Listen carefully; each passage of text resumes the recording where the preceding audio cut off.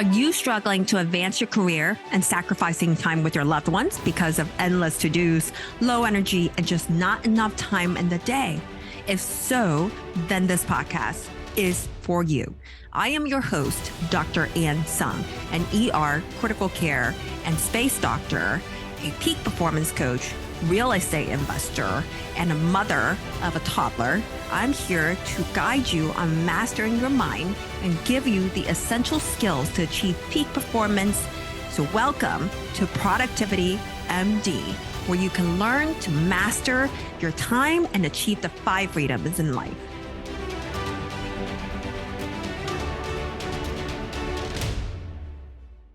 Hello, welcome to Productivity MD podcast. Over here, I have Dr. Kate Mangona. She's a pediatric radiologist. She is also a marriage coach, and she is the host of Medicine, Marriage, and Money podcast, YouTube channel, and host of couples retreats. And the reason why I wanted to bring Kate on is because without a stable relationship, a stable marriage, or, when somebody starts being productive at their work and they kind of let go of their productivity in their close relationships and the loving relationships, then, you're really suffering, you're not fulfilled, and you're not balanced in all aspects of life. So that's why I wanted to bring Kate on here and kind of talk about how to essentially have both awesome entrepreneurial journey, career, and an awesome, stable marriage at the same time. So, Kate, thank you so much for coming on the show. Would you give us like a brief introduction about what you do? We did a very, very small one, but can you expand on a little bit more? And why do you do what you do? Absolutely. So I feel like I have the perfect work-life balance. I work 3 days a week in the hospital reading x-rays on little babies and children. And then I work 2 days on my podcast, my coaching programs, my marriage retreats, and just talking with other people who love personal growth and contribution, going to events and retreats. And then also in the evening time on weekends, being a mom to 3 little girls and a poodle, and then a wife to another physician who works a lot. So I just feel like I have found this balance over several years. I did not have this before COVID. I feel like I tweaked things along the way, but oh my gosh, being productive and time management is so important. And I never knew how much mothers had to know about time management until I started having babies, and then things started falling through the cracks. Wow. So so I wonder like what kind of like why is this important for people that you've seen, from your clients and the physicians you coach? Like why does it actually matter? Because like to have a stable relationship with your husband, because a lot of us, like you said, when you become moms, you're focused on your kids and you're trying to manage your kids with your work. But why is it so important to have a good relationship with your husband too, or significant other in general? Yeah. Well, when you're not focusing, like when you're not building something, we're not working on maintaining something or making something better, it's often getting worse. I mean, usually things don't just maintain. If you think about like your kitchen or your bedroom, if you're not making your bed, it's getting messier. Your dishes don't get done, your laundry doesn't get done by itself.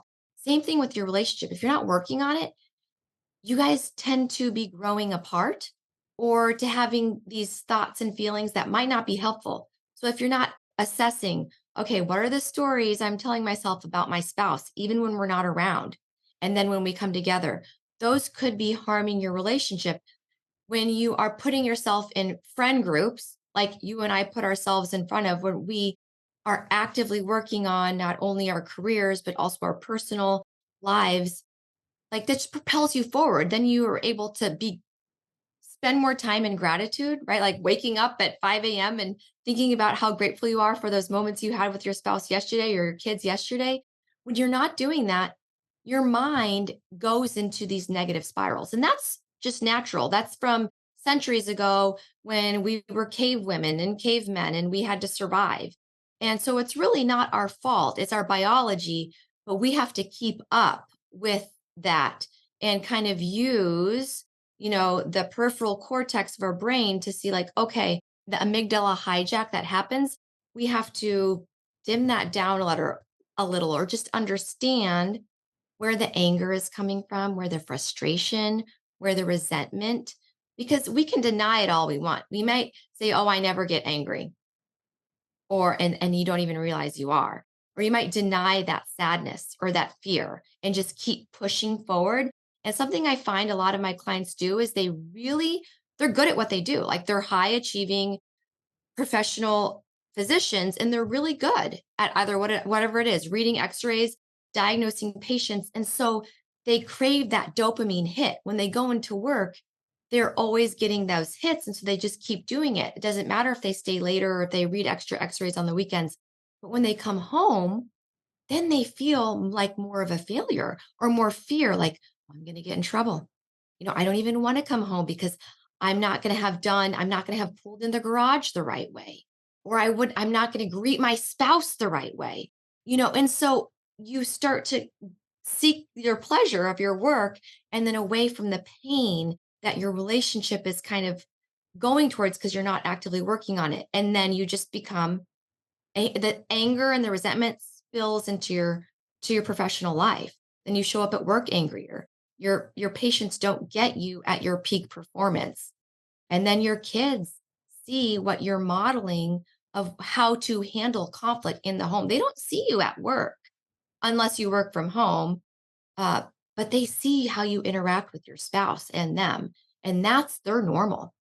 Yeah, I think that's probably my biggest why too, to hold my tongue sometimes and like just think like I know I gotta be a good model for my baby. I gotta just pause 10 seconds and then there's no need to talk about what hasn't been done.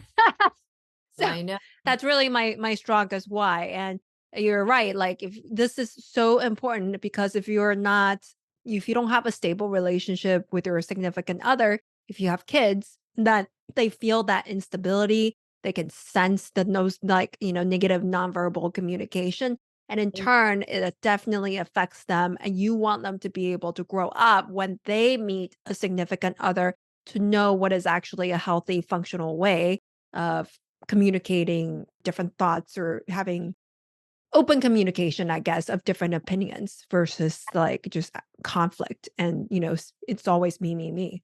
So, what are some examples of, you have mentioned a little bit, but I want to expand on a little bit more what it's like to have, or maybe are there stages? Like, are there stages from, like resentment or first you're ignoring and resentment or like stonewalling? I know there's like different stages, versus what it could be like if you actually have respect, intimacy, compassion, playfulness in the relationship.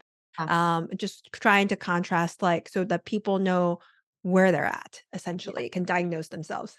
Oh, absolutely. So there, and I studied Gottman. Gottman has the four horsemen, which you were kind of referring to, the stonewalling, the contempt, the criticism, and the defensiveness. And I wouldn't necessarily call those stages, but those are like personality types that we fall into when we get into conflict. Like, do you consider yourself more critical of your spouse? Do you get more defensive when they make a comment? Are you thinking of yourself as superior? That's what contempt means. Like you're always like, well, you shouldn't have done that. I would have done it this way. Everybody knows that. Or you just shut down, right? You just shut down and there's all this internal dialogue going on in your own head, like, God, when is this going to end? She can't keep going on like this. But on the outside, it's just a blank stare. And then, Gottman teaches the antidotes to that. And I'll just, give you an example. So, like, the antidote to criticism is, instead of being critical about how he put the dishes in the wrong order in the dishwasher, or like the plasticware, he didn't put it on the top, he put it on the bottom, or he closed them to whatever, put them away in the wrong area, just be grateful that he did it. And I don't want to say just is actually one of those words I don't like. It takes energy away from the conversation. Can you find gratitude that he or she wanted to help out with the dishes, that they were actually put away, and now you can put dirty dishes and in there? So but when you're referring to stages, I just want to go back to that, because this is a common pattern I see in some of my clients is, at first they'll be hurt. Okay. So there's like this hurt inside of them. It's kind of like this hurt sadness, but then it turns into anger pretty quickly. And so then they react with anger because their heart is so closed. They don't want to be open and vulnerable. They don't want to be hurt. So it turns into anger. Now, after you're angry for so long, so first it's like hurt sadness, then it's second, it's anger. Third, you get into this numb phase where you're so angry all the time, you become addicted to it almost that you've turned numb to whatever that external stimulus is, or your spouse. Say your spouse is always traveling on business. And at first it really was, you got very sad and it was very hurtful. Then you just became angry because you feel like you're the one who has to do all the housework or the kid work. And then eventually the third thing it turns into is just this numb, like where you're like, okay, well, in order to protect my heart, and to also to not have to feel angry all the time, I'm just going to not care about it anymore. I'm just going to feel numb. I'm not going to have any feelings about it at all. And so that stage is so dangerous because that's when you don't even care. Like you're not going to even attempt to start to rebuild a relationship. You're not going to even attempt to try to understand your spouse, and you lose all compassion, all playfulness, all curiosity. So you become numb. And then you start to develop this life where it's like independent, loveless relationship where everything is eroding. And then you don't even know each other anymore. That sounds so sad. How common is that? I so I feel like I see it so common. I mean, and when you think of divorces, right? 50% of all marriages end up in divorce. Now we know there's a Harvard study several years ago that's shown that with professional couples, so physician, dentist couples, that number goes down to 25%. So, and I would say, and probably 25% of those marriages, something deteriorated. They became none. They stopped caring. They let things like finances, in laws, differences in parenting techniques, intimacy, wants, and desires. They let things like that get in between them and their spouse. First, it was hurt, then it was anger, then it became none, then you didn't care. Then you start just finding your own path. And there's a place for personal growth, but also growing together, at the same time, kind of like parallel and maybe not on the same rung of the ladder, but in parallel. And so maybe we could just say 25%. And I'm just saying that based on that separate, I'm extrapolating here. So I don't have the numbers for you, Anne, but I see it more Yeah. frequently than not. Gottman actually has the numbers that couples don't reach out for help until they've been in this state for 7 years. Wow, that's a long time to be growing apart from each other. I think I can get what you're saying. There's a difference between, you let them go and explore on their own, but fully supporting them versus you let them go and it doesn't matter what they're doing, you're just going to do your own thing. That's what it sounds like, right? Okay. Yeah. It's so funny about the hurt and anger. It just happened like this morning. This morning I was my husband was trying to tell me something, so I like interrupted him to ask him a question, which thinking back, I probably could have just let him finish talking, but I interrupted him as he was talking, was like, do you want me to put avocados and the babies? I was trying to put avocados, like trying to prep the daycare meals for you. And he was like, you interrupted me. I was like, well, I'm just trying to help you. It turned into anger like really fast. And I just like, okay, you do it. I know, isn't that funny? It's like we're all just trying to help each other, but we interpret the other person's actions as some kind of like attempt to be mean, and it's our brain, it's our primitive brain. We have to like constantly be aware of this, remind ourselves to take that breath and be like, okay, what are their best intentions here? Or whatever kind of mantra you need to tell yourself, like benefit of the doubt, you know. And for me, it would have been like, yeah, probably shouldn't have interrupted him. It's Yeah. fine. I could just do it without asking him if he wanted help, right? But so I think they just reminded me of that. And what would it be like, what would it be like when somebody does like the successful marriages you see, the couples, what exactly are they like? Is it even achievable? Well, I think it's constant progress. Both I don't believe in compromise, and I got this from one of my marriage intimacy coach expert mentors, Alexandra Stockwell. She has this book called Uncompromising Intimacy. And so I don't believe in compromise when it comes to intimate relationships. And I actually don't really believe in boundaries either. I feel like if you have put up boundaries, boundaries may be good at the very beginning or for like your profession, your professional life, people who don't really come onto your inner circle. But when you think about your most intimate partner, they are in your inner circle. If you've put them on one of your outer circles where you put that coworker you don't want to talk to necessarily every single day, or maybe your mother-in-law or father-in-law who just rubs you the wrong way every single time you talk to them, then that relationship is not going to be that intimate. When they are there, there's really no need for compromise or boundaries. It's all about understanding. And you may have problems. Like we all have issues and problems and conflicts, and not all of them have to be resolved. We just have to understand that we each have feelings.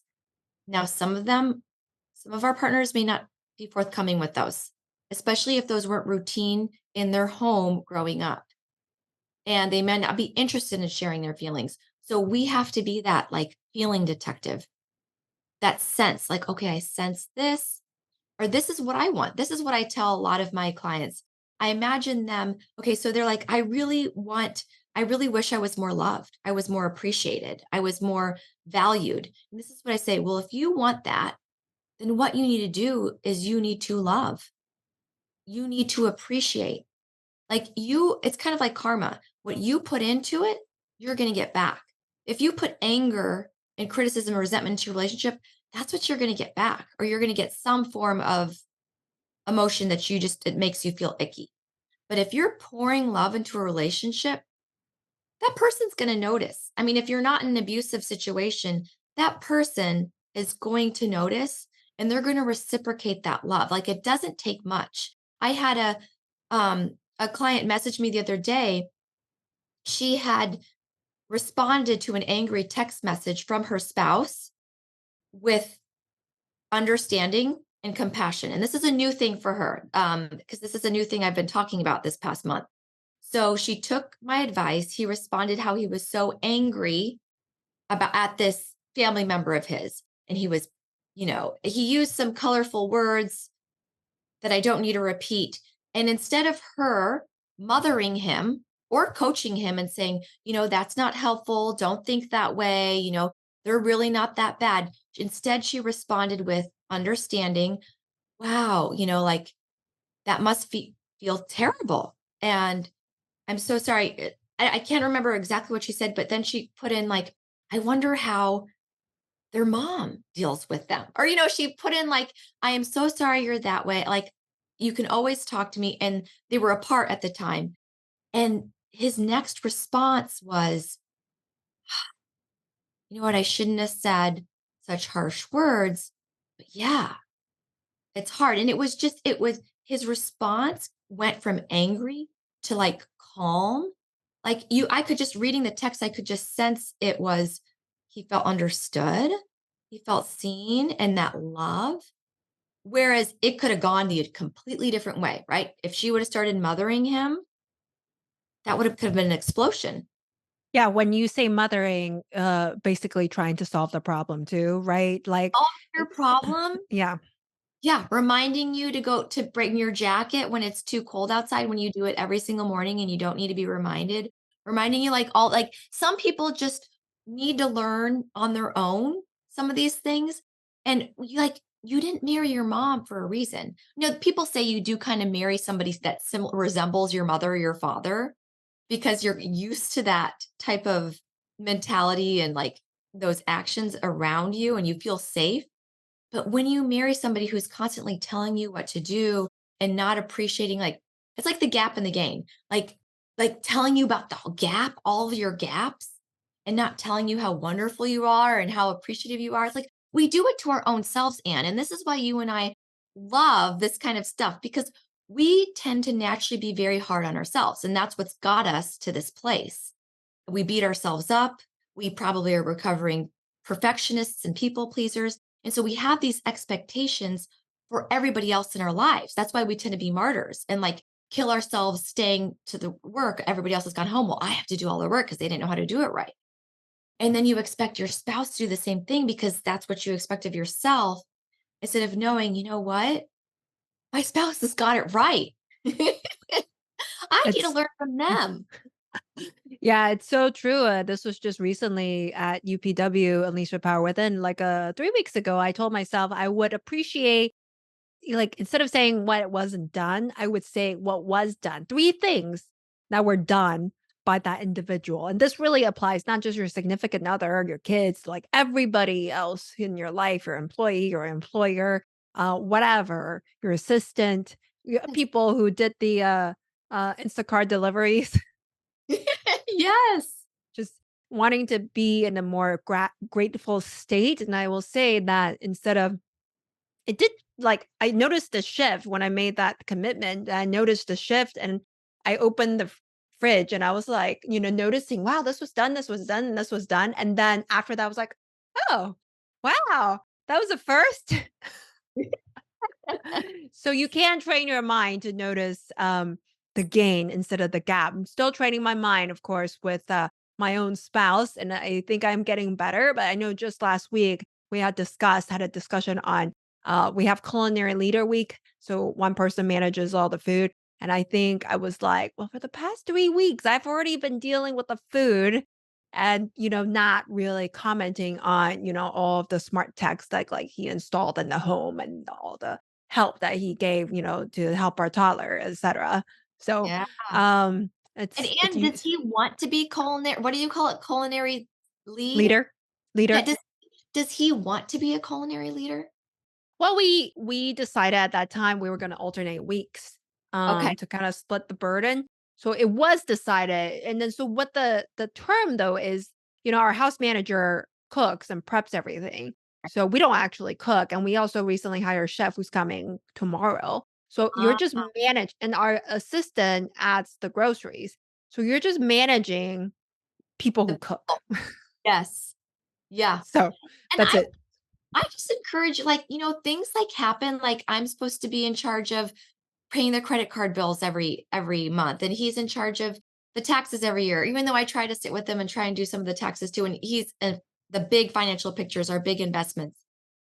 So I always encourage people to reevaluate that once a month, every 2 months. Like if it's not working, maybe that's just not their strength. And you can play on, we all have strengths and weaknesses, right? So just play up each other's strengths and not so much downplay the weaknesses. Yeah, yeah, and, what I read also in 80/80 Marriage is that, whoever has the higher standard should really just do it because the other person is not gonna do it as well as you or Right. up to your happiness level, I guess. Exactly. And positive reinforcement, we all know, like in 2023, that positive reinforcement works. It works in our dogs, it works on our children. And guess what? It works on our spouses too. So the criticism we have, the negatives, like, and when you think of like our medical school training, there was so much critique. It was like, oh, that made us grow stronger. That made us like who the physician we are today. I don't know if we necessarily want to bring that home, you know? I prefer I am a much better wife and friend and gravitate towards those people in my life who are positive reinforcement and maybe tell me like critiques in a certain way, but not all the time hammering them. Mhm. Yeah, yeah, like the feedback sandwich, I guess.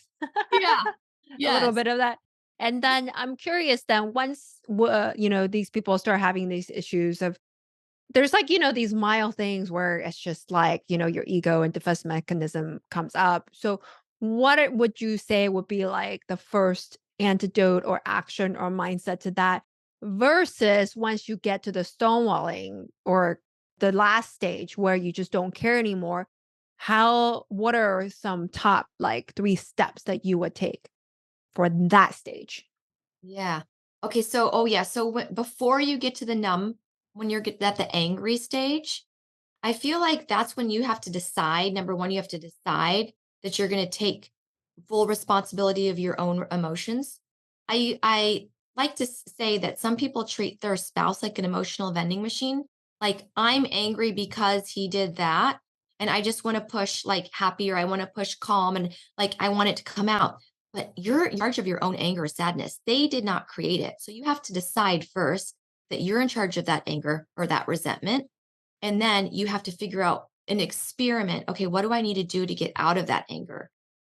Am I not taking care of myself? Am I not eating, am I not eating the foods I need want to be eating? Am I not going for walks or moving my body the way I want to? Do I feel so overwhelmed because I need to, like you do, outsource the cooking?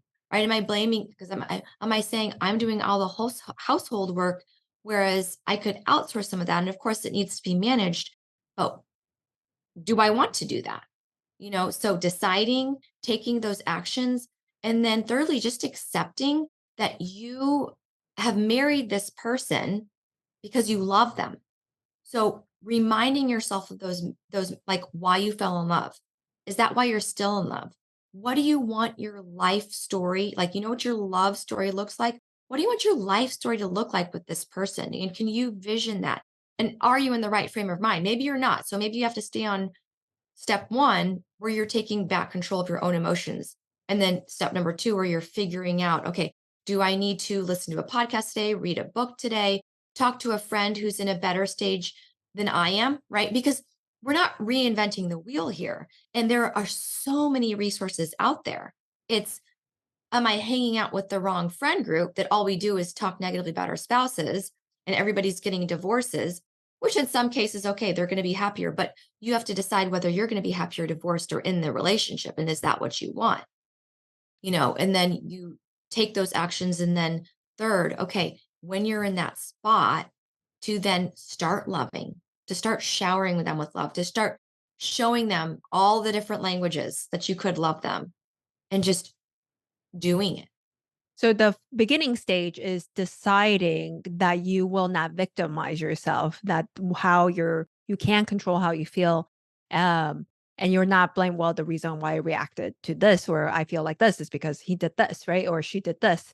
Yeah. And then essentially just figuring out their love language and take control. Whatever you want, you give first. That's what Yeah. it sounds like, right? And so the second stage is really just experimenting to figure out what void, because any negative emotion we have, or if we call it a negative emotion, I mean, all emotions we have, but any emotion you don't want, like anger, resentment, jealousy, frustration, the second stage would then to be figure out what unmet need is causing that feeling, because all those feelings are all caused by an unmet need that you can fulfill or figure out how to fulfill it. You don't have to wait for your spouse to fulfill it. So that's kind of the investigating, the digging deeper part after you've decided. And the third part is you are so far in your personal growth stage, you are realizing all the reasons where these emotions are coming from, that you're able to elevate yourself into a state where then you're able to give the love, the appreciation that you want, but you found on your own. So once you give it, and then it reciprocates back. I see. So the middle stage is actually realizing you can meet your own need, that there's something that's unmet. Fill your cup up first. And then the third stage is then basically you don't need to depend on your spouse meeting any needs because you're two Right. independent circles, essentially, not, Yep. the Venn diagram circles. So okay. So then that's like the beginning stage, where you guys are not ignoring each other and you actually want to work on your marriage. And what about when you get to the stage where you are ignoring each other and growing separately? When you're growing something and ignoring each other, I mean, I feel like if you have figured it out, like at that point, I think it's time to to go to a retreat, go take a course, like actually hire a coach, like have somebody guide you back into it.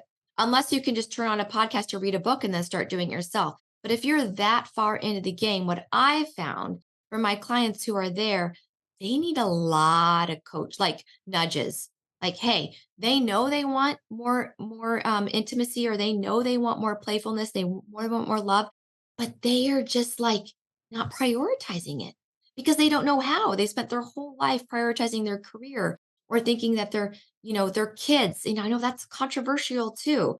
Prioritizing your kids over your spouse, I feel like can be detrimental for your marriage. And I've gotten some hate on that one actually. And so that is where it's time to hire a marriage coach or go on a marriage retreat. And, out of all the actions they can take, I wonder, have you found anything that's effective? Like, okay, like regular date nights, or is it just, scheduling intimacy time, or I don't know, maybe more of like you can do your own couples retreat too, like Yeah. privately going through a list of questions. Like, what is like the 80/20 of some of the actions that can bring back, novelty, playfulness, compassion, and things like that that people can do regularly, I guess? Right. So I think absolutely, like when you said scheduling date nights. So if you are so numb, you don't even care anymore, the problem is you're not spending time with them anymore. So you've got to prioritize them. Like prioritize means one thing, like your career is probably good. It's probably not, going to go anywhere if you prioritize your spouse for this month or even this year. Make 2024 the year you prioritize your spouse. You schedule a date night once a week, whether it's a night or a morning or an evening, you can fit it in. I know we all have busy lives, but if you're too busy, then you might as well get the divorce papers ready, right? Or just agree to live separately or whatever it is you want to do. So you have to put them in your calendar. Now, putting them in their calendars is the step one. You still have to do that work where you're able to take that pause, take responsibility for your own emotions, not victimize yourself, not villainize them. Look and see if you're letting anything else get in between you and them, right? Is it finances? Is it their shopping habits? Are you letting anything else wedge that itself in between you and your spouse? And I Yeah. like, so me personally, let me just tell an example. 3 or 4 years ago, I noticed, about 4 years ago, I noticed that whenever I had a problem, I would always reach out to friends and family who would always take my side. And while it felt very comforting and it like the venting felt great, and they'd be like, okay, you're right. Like it wasn't helpful for the marriage. And so I had to learn to tell certain friends or family, no, like I'm not telling this to you so that you can agree with me. Like I need to figure out what my blind spots are. I need, and then I figured out, okay, maybe I'm venting in the wrong sort of way. And then I started realizing maybe talking about this over and over again is not helpful. Let's see how I can learn from this on my own. What I always recommend to people is just to, when they're so in this phase, okay, in this numb phase, is to write down a story of their life, like write a letter to themselves, 10 years from now. This is my life. And this is what he says and what he does. And this is how I feel. And this is how my life is. And then and then at the top, after you finish writing it, like give yourself 30 minutes at the top, write, my shitty story is. I forget who told me about this. I forget if it was like a Brene Brown or Elizabeth Gilbert exercise, like one of those two, or was it Martha Beck, one of them. And then my shitty story is, and then you give yourself permission to not believe any of it. And then you go by line, and you look at every single statement you made. Fiction, fiction, fiction. If there's any facts in there, like the sky is blue, or I'm 37 and he's 42, okay, you can keep that as a fact. But if it can't be proven in the court of law, then it's fiction. And you need to decide how you're going to rewrite the next chapter of your life. Yeah, that's awesome. I'm gonna do that tomorrow. I don't know if I've done that. I mean, I've done like, a date with destiny, talking about your away values, tour values. This must happen for me to feel successful. Those are all BSs, really. So this sounds very similar to that. You write your own BS story and then change it and then just And you decide. don't change it right away, but you just allow yourself to be like, maybe this isn't true. Maybe this isn't true, Yeah, and then I, you see you're mhm. painting monsters in your head that don't really need to be there. Yeah, I think the example that commonly comes to mind, there's always one person more productive, like more eager, more productive, more faster in action, more decisive. And then the other person is a little more risk averse, more analytical, more rational, slower, and or analysis by paralysis and doesn't take action, right? Or fear, like more fearful. So that clashes a lot.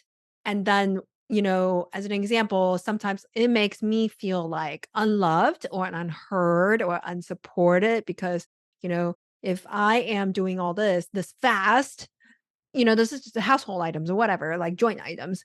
And then when the other side isn't being done so quickly, then it makes me feel unheard and unsupported. But yeah, at UPW, I was like, this is all like BS is really, like, the intentions are good. You know that they do their best to their abilities. And it is good to analyze, to be a little bit risk averse as well. And that you fell in love with them and, back in the beginning, at least this is my story, that, it was unconditional love in the beginning, that they didn't have to do anything, just like your child. Really, everybody is like a toddler and a child. Like no Right. one has to do anything to deserve your care or unconditional love, really, because we're all just human beings. So that's what it boiled down to. I had to change the story, but it always comes back every now and then. Yes, and then you remind yourself, and then you go on you read another book, it's another podcast, go on a retreat, and you're like, "Oh my gosh, this feels so much better." Thank God for UPW. So, and then I guess speaking about like retreats and resources and books, I wonder what would you recommend for our readers to as a starting point? Like, of course, I would give your podcast and your websites, of course, and then anything else that you would recommend. Yeah, absolutely. So the Medicine, Marriage, and Money podcast and YouTube channel, I think I have like 140 episodes, all with marriage tips and advice. And of course, I've gotten from uh resources like the Gottman, and his book is the one of his books is the 7 Pillars for Making Marriage Work, which is amazing. I totally recommend everybody to read that book. At the end of every chapter, there's like all these exercises that you can do with your spouse. He has a whole host of exercises on his website and courses, classes, retreats you can take. I definitely favor coaching. His is more of a psychoeducational approach, and I think it works very, very well when you parallel that with, or when you package that with coaching too. And I recommend like I said before, the Intimate Marriage podcast or Uncompromising Intimacy book by Alexandra Stockwell, one of my amazing friends and actually co-host to our marriage retreat we're holding in October. And let's see, there's also some great books. Allison Armstrong, she has an amazing website and book called Keys to the Kingdom. And I recommend anybody read it when they cannot understand. Have you read it, Anne? No, I started uncompromising intimacy today, Oh, though. Keys to the Kingdom is great for when you're not understanding the masculine person in the relationship, when you're not spending your man. And it explains the phases in the men's life. And it's like sometimes men can be in one phase of their life for 10 years. And we're like, we want to shake them. And we're like, well, I went through all 10 phases like today. How could they be in it for 10 years? But it's like we have to learn to be patient and compassionate and playful throughout this phase. And it's like there's no wait. Like you don't wait out 10 years. So then but there's ways to grow together through that and live through that. So that's why I love that book. That's awesome. And then what about your website then? What would your website be? Because Oh, so my website, medicinemarriageandmoney.com, same as my YouTube channel, my podcast, Medicine, Marriage, and Money. And then my book will be coming out next year. So we'll talk about that next year. and then can you tell us a little bit about the retreat up and coming? Yeah, so we're Alexandra Stockwell and I are hosting a couples retreat in Maui at the Four Seasons in October, October 7th through 11th, 2024. So in just a little about a year, let's say 10 months now, 10 months away, and it's going to be 5 days. There's going to be couples coaching every day, mindfulness coaching, embodiment practices. We're going to do intimacy enhancing exercises and challenges.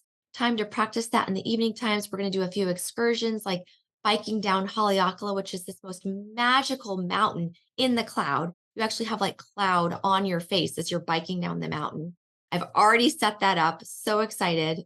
And there'll be opportunities for surfing. I'm going to have hula dancing for all the ladies so we can dance in front of them. And this is part of embracing your femininity. And everything is optional. So you can come and you can participate in what you want to do and not. And I have several people interested who are actually going to be celebrating their like 10-year anniversary. So I'm super excited. Wow, that sounds really fun. I don't think I've ever done hula hoops in front of my husband. Hula Yeah, dancing. hula dancing. Oh, yeah, yeah. Oh, interesting. Okay. It's like We should do hula hooping in front of our spouse. Ew. that would just be playful, right? Yeah.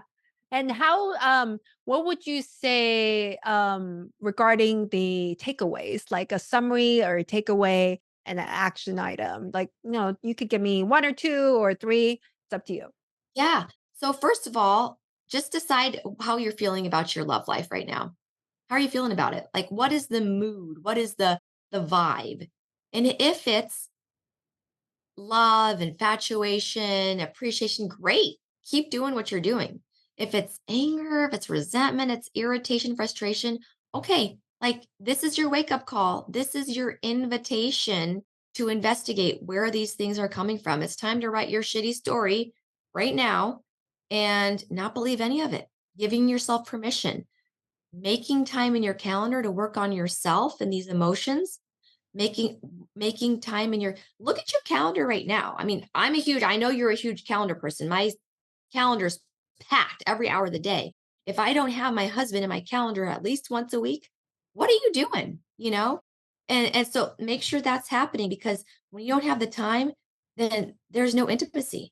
And don't say this, oh, it was so much easier before we had kids and when we were younger. No, it wasn't easier. We just went on date nights. We shaved our legs, we did our hair, we did our makeup, we put on our cute dress. We went out, and that was the night we were going to be playful and intimate. And we just don't we scheduled it back then, and we need to schedule it still. Okay? So make sure that you are scheduling time, that you don't have to be some independent woman. If you're a woman out there, if you're a man, or you don't like, both support, figure out, maybe you need to just go home and ask your spouse, how can I support you today? How can I best support you today? You know, but every more masculine person in the relationship wants to feel needed, respected, and opened up to. The feminine in the relationship, they want to feel heard, safe, understood, you know.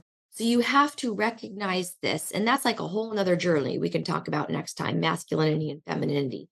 So all that, Anne, go do it. Go do it today. Yeah, yeah. It's all about dropping the masculine mask for me, at least, and always work in progress for for me or anybody who's like a driven professional woman to Yeah. be feminine. And actually, the hair, the dress, the makeup helps, but it's really how you feel too. I found that I'm trying to really embody it, the way I talk, the way I walk. I'm trying to embody it, to be playful, like you said, to have compassion, and not be so rough and tough every time something comes up. Like, it got to be equal in response, I Yeah. guess. And I can give you one quick tip too. Like next time your husband says something and you just want to get so irritated and you're just like, what the heck did you say? Or what did you do? Instead, just start like tickling them, start poking them on underarms, tickle, and then see what happens, that irritation into just like, and it'll be like this. And then they'll start laughing and it'll be a whole thing. Oh, that's so funny. Yeah. Yeah. Sometimes I say like, "Are you mirroring me?" Or like, "Are you feeling okay today?" But at the same time, when I say that, I could just tickle him, maybe. Yeah. That's a good idea. Thank you. Thank you. And if people want to learn more about your coaching, do they just go to the same website as well? Yeah, they can, yeah, just go. And I'm on Facebook and Instagram, Kate Mangona. So you can just find me, Kate Mangona, on Facebook and Instagram, Kate Mangona MD. And I respond to messages on Facebook all the time, Instagram, like occasionally. And Kate and the Mangona, Mangona.